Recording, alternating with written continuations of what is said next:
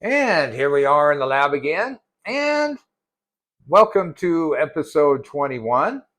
And I think we're going to have some fun stuff here. I think you're going to like this one because this is, we're going to dive deeper into the DAC, and we're going to generate some waveforms. We're going to generate a triangle waveform and a sine wave, and we're going to generate a 1 second of audio, because when audio is usually sampled, you can go 8 kilohertz, but normally it's 44.1 kilohertz sample rate. So if you start thinking about that, 1 second has 44,100 samples. All right. So every sample is read from an array and written to the DAC. So that means your array is 44.1K long, or 44.1K in size. And our microcontroller doesn't have that much program memory. And it depended on the package you buy, it can have not enough for that even, but ours can store, the one I have right now, it can store 1 second. It can do the 44K, but it can't do more. So you're only going to get 1 second of audio today. But that leads to a design change. And that's the way it works. That's why it's called a prototype, because you try it out and you say, oh, I need this, I need that. And that's the way it works. So in this case, we need storage.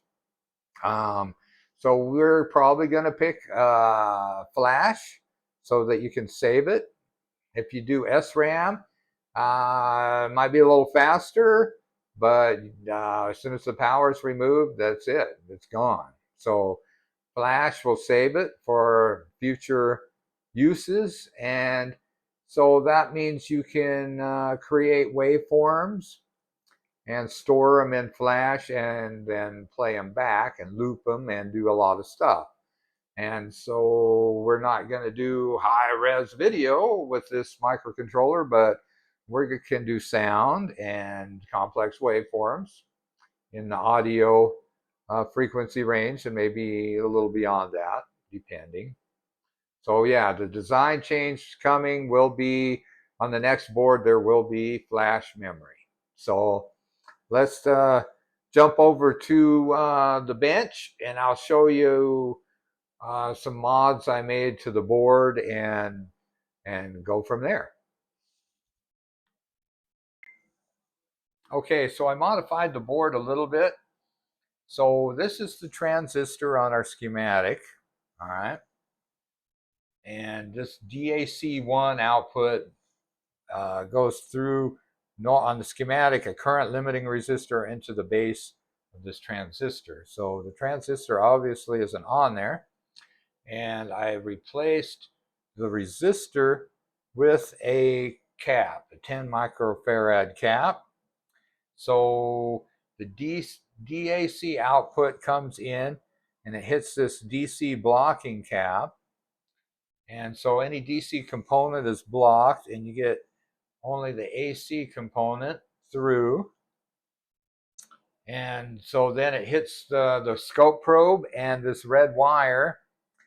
And this is the red wire, and this ground here, the ground cable, is connected to my amplifier with an RCA jack. So it's just an audio cable with an RCA jack on the end, and plugs into the back of my stereo on the CD input.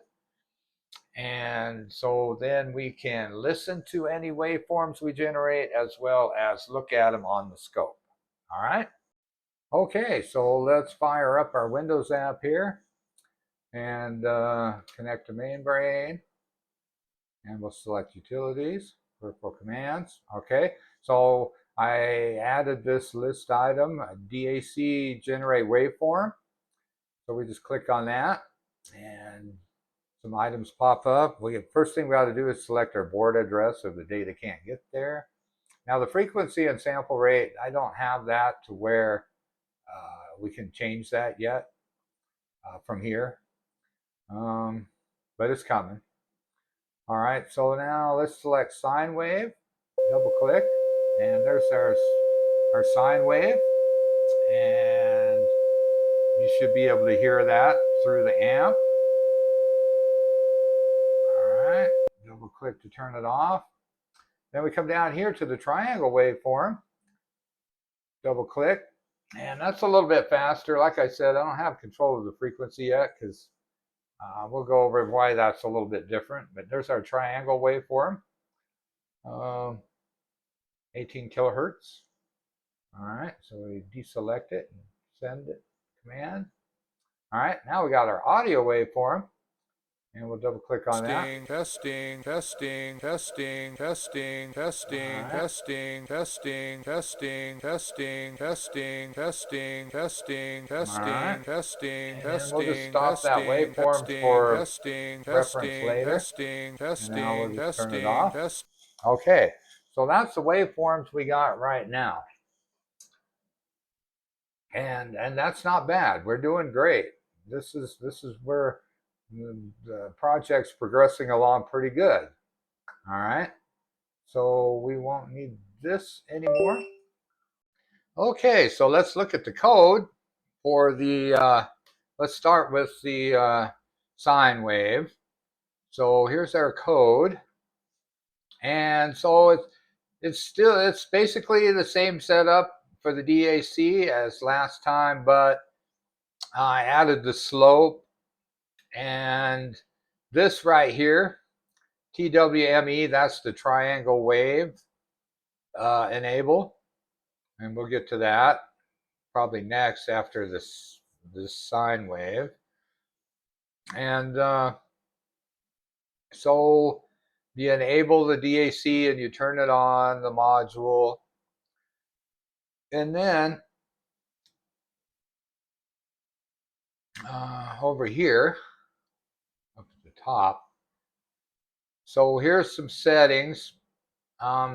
This is your input frequency from your oscillator, the sample rate, the table size of the sine wave, and the frequency. So here's the sine table right here. It's just an array, and it's the table size. So it's just an array the size of 1K, 1024. Then the step size is calculated here with this formula. All right, so then we have the index variable, and we have a wave mode variable. All right, so then we come down, and over here, is it up here?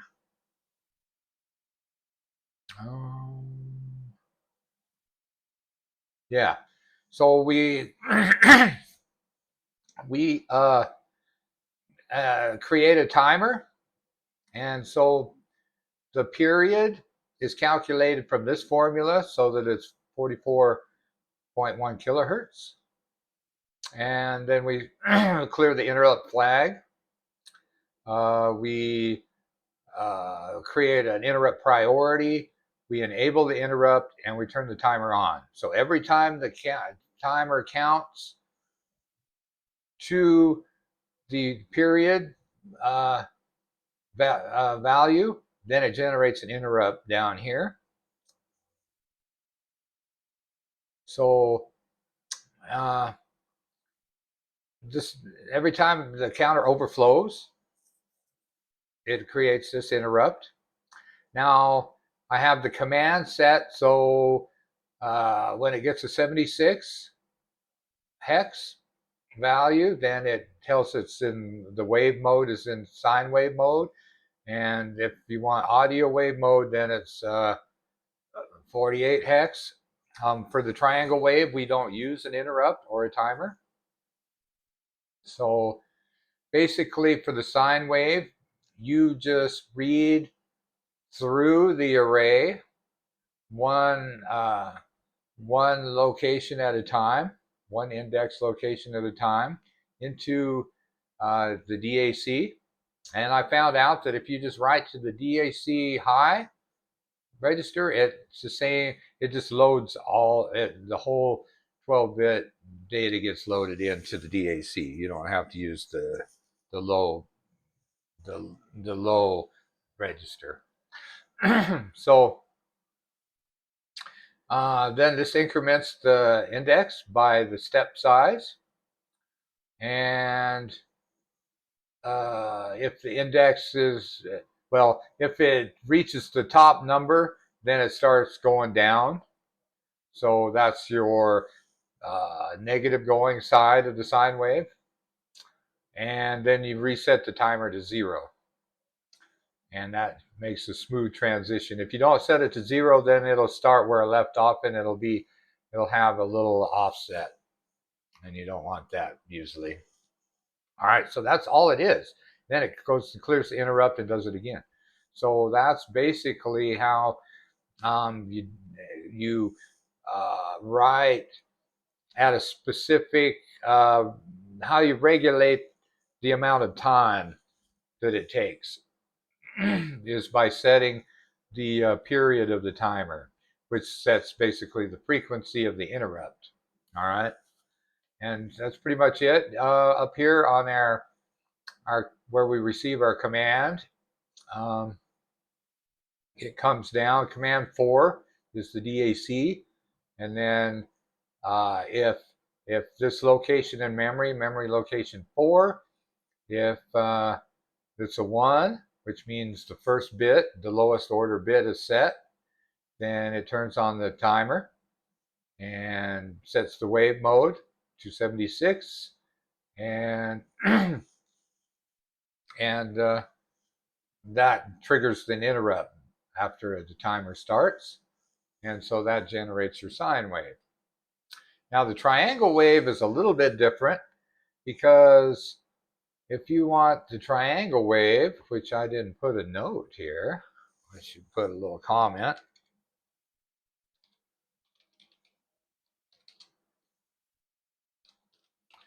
Triangle wave, got a capital in there too. And we'll just save that for later. All right, so if it's a triangle wave, all it does, oh yeah, right here. So all it does is turn this on. And if you turn on this bit in the slope control register, then you get a triangle wave. And you don't have to have the timer on, so you make sure the timer's off. And that's pretty much it. Okay, so the audio thing is a little bit more involved. So with the sine wave, we were able to just use math to generate a table, a sine table, and then read from that table. And we're basically going to do the same thing with the audio, except for the fact that we can't use any kind of mathematic formula to generate some sound, like a voice or something, right? Or music. And so, like I was saying, at 44.1 kilohertz, you only got, we can only do about 1 second of audio. But that's good enough for a test. I mean, you know, we're working with microseconds and stuff. So, but since we can't use some mathematical formula to generate our array, we can take some sound from a sound file, any kind of sound file, MP3 or whatever, and we can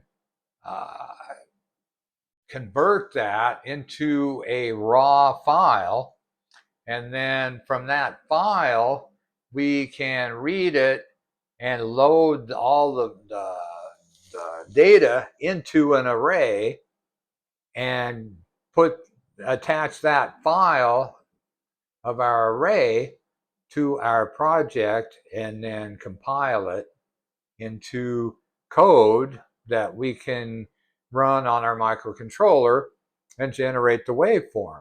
Okay, so let's go through that and see how to do that. It's not real hard, but it's not real simple. But it can be done pretty, fairly easily.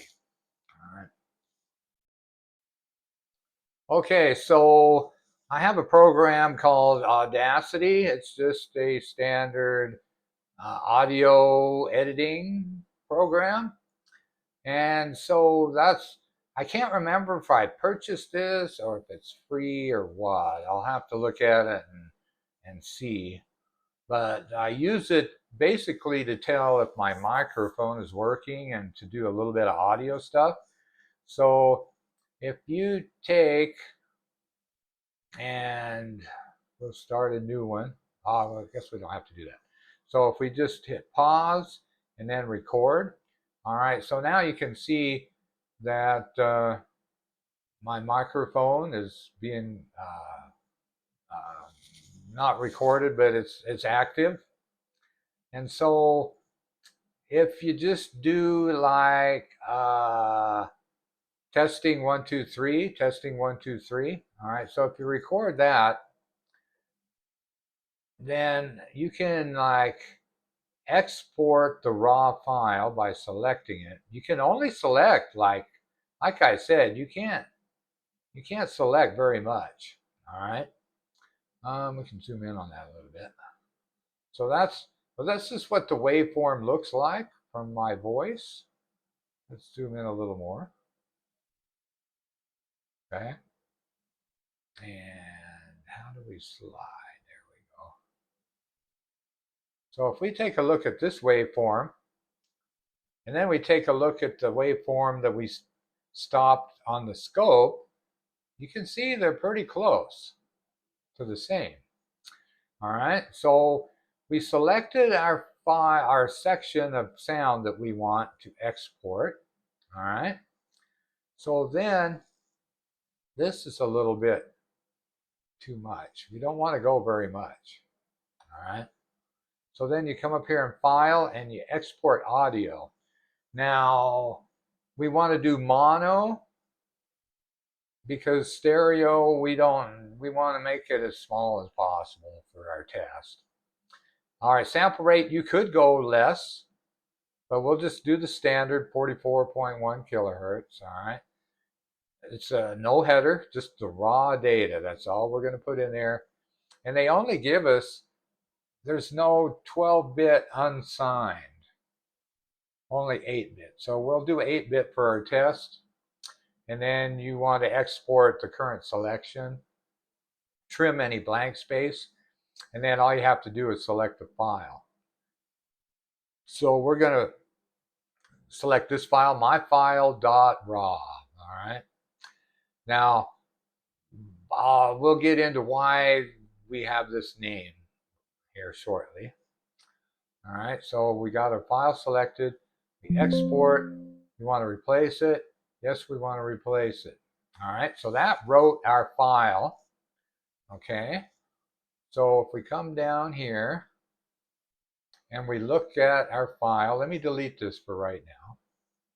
So this is our file, and the size is 10K. That's pretty good. All right. So we can look at this by using a hex editor, and you might and I did that originally. So I do believe I have. Where do I have? Oh, I have to do this. So on my C drive, there's an old program that's been around forever. It's called Hex or WinHex.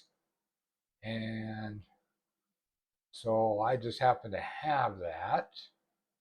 I guess it's in x86.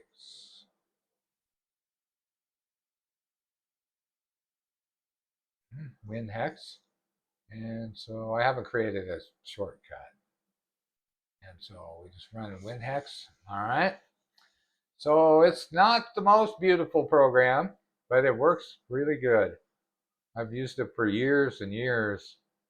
So we want to open our file. And this is what it looks like. This is the data inside, okay? All right, so let's just minimize that for right now.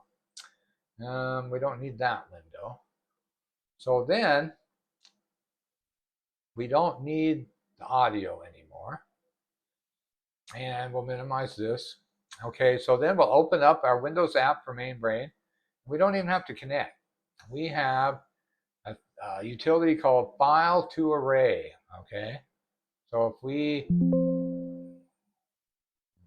if we click on it, then this pops up, says it was successful, right?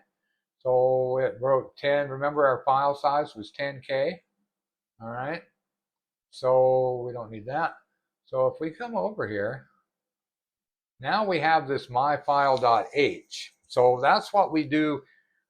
I wrote a little utility in our Windows app. It takes in this file and it writes an array. So we can like double click this and open it up. All right. And this is what we wrote. We converted that raw file that's right here. And let's see if we can overlap them a little bit. Not going to let me do that. Doesn't want to let me do that. Huh. All right. We can overlap it like this. All right. So let's pull up. Let's make this a little smaller. Work with here. Like that. Maybe like that. WinHex. And get this one on top. All right. So then you can see that it matches what we have in both files match. Okay. So we know we converted it right. Okay. So we don't need the hex anymore. So then we have our converted program. And so we save this as a different file for our code. And so I saved it as audio sample H. And then all we have to do to use this array here, this is the old one. I haven't imported the one we just did. So the one in our test is that I played earlier is 31.7K, right? So that's it right here. So in order to use this, then all we have to do is to include this in our build. And so then all this is included. We can use this audio data array, okay? So then when we come down here to our interrupt, when we set the mode to audio, then it loads, just like it did the sine table, it loads the audio table, okay? And since it's 8-bit, then we shifted left 4 bits to make 12 bits because we have a 12-bit DAC, okay? Scale from 8 to 12-bit, all right? So then you move to the next sample, the next array position. And then if you reach the end, then you just start over, okay? And that's why it repeated. As long as you have the it enabled in the application, then it'll just repeat until you turn it off. All right. And so then that puts our sound to the amplifier and our waveform on the scope. And that's the way that we generate audio. So you can see that since this is 31K right here, and all it does is say testing, then our microcontroller needs some place to put larger arrays. So you can see right away that if you want to do any kind of lengthy sound or store any kind of large array of some kind of waveform, then we got to have more storage. So I think that's the next modification. The next design change is to add some flash memory to the board. So if we pull up our data sheet, if you look, this is how, well, the layout of the DAC and the comparator and everything. So we have a slope generator, so you can generate the slope of the waveform. And then you have the DAC, which is 12 bits. And then you can connect that to the output, which we have right now. That's where the scope probe and the sound connection is. But then you can run this output into the comparator, okay? Now, the input of the comparator can be selected from various pins. So you can do a comparison of different voltages. If you get really sophisticated and send in a changing signal here and a changing signal here, the output becomes complex, okay? So then this one is an inverter for the output, so you can do the polarity change. Then they have a pulse stretcher, which we will get into. It's a little too in-depth for us to tack on to the end of this video. And then we have a digital filter, which is the same issue. We'll get into that. And then you can send this out to drive the PWM or an IRQ or an output pin or, you know, various modules. So there, if you look at this without thinking about any real detail, you can see that just in general, there's a tool here to generate some pretty serious complex waveforms. So it's what I'm headed for with the PWM signal is I want to generate a black and white composite video signal for a little black and white TV, and we can put stuff on the screen. That's my goal here. So that's what I'm working towards, and that's my vision for right now. Okay, and then we're gonna once we do some PWM stuff, then later on down the line, we will turn inputs on and off and stuff like that with our MOSFETs, which is relatively simple. So I want to get this one done first and figure out, like, a composite video signal is 1 volt peak to peak. And so we have to squeeze our signal down to that, which is no problem, but we have to do that. And we have to do some blanking, and that does have the capability right here for blanking and stuff. So yeah. And that's basically it for this video. I think it's a pretty good demonstration of what we can do, and there's more to come. We can do a lot more complex stuff. So I'll start working on more code and more examples, and I will see you in the next video.